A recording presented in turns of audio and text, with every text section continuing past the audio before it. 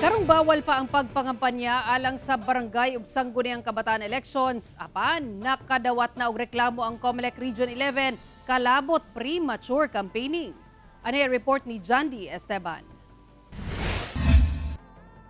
Gilibot sa GMA Regional TV ang pipila ka barangay sa Davao City kung doon na ba'y mga nakapaskil nga illegal posters o hulagway o ngalan sa mga may kandidato sa barangay ug sangguniang kabataan elections. Dinhi sa barangay Talumo proper, doon na pa'y mga nagbalandra sa ilang mga dagway bisan Oktubre 19 pa magsugod ang campaign period. Sumala sa COMELEC 11 ang pag-display sa mga nawong o ngalan sa mga kandidato labi na sa pampublikong lugar bisan wala pa nagsugod ang kampanya, pwedeng makonsidera nga premature campaigning. Bawal pa pod ang pag-apod-apod ug mga pagkaon o items nga nakabutang ang dagway o ngalan sa kandidato. Pagkakaroon kasi wala pa manggoy campaigning, no? Oo. So kung anything na kanang ginahimo nila, mahulog pa to sa premature campaigning.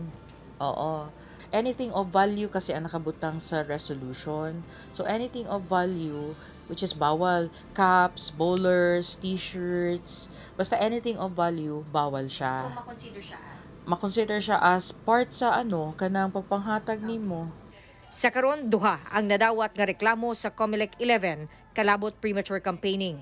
Apan wala una nila ginganlan unsang barangay, usa sa Davao City ug ang laing usa sa Davao del Norte.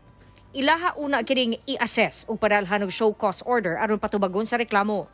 Daan nang nagpasidaan ng COMELEC nga ang premature campaigning usa ka election offense ubos sa Section 80 sa Omnibus Election Code. Mas gipakusgan sa buhatan ang monitoring pinaagi sa paglusad ug task force kontra EPAL labi na sa social media. Giawhag ang publiko nga kung dunay masayran nga naga-premature campaigning, pwedeng isumbong sa COMELEC Task Force Against Premature Campaigning Facebook page. Dinhi sa Barangay 23C, wala pa sila'y namatikdan nga naga-premature campaigning. Atong pangutanon kung unsa ba ang ilang ginalantaw sa usa ka barangay official nga ilahang butaran. Kanang makatabang sa amo. Kanang madali madulan. Kanang maayo yun. Unsa man inyo ang problema diri nga gusto masulbad? Ang ang mga area sa likod nga mga mayong dalan. Doon siguro na hindi kami nagkakaroon ng mga problema dito sa aming barangay. Yung sa seguridad, yung yes, gusto mo. Oh.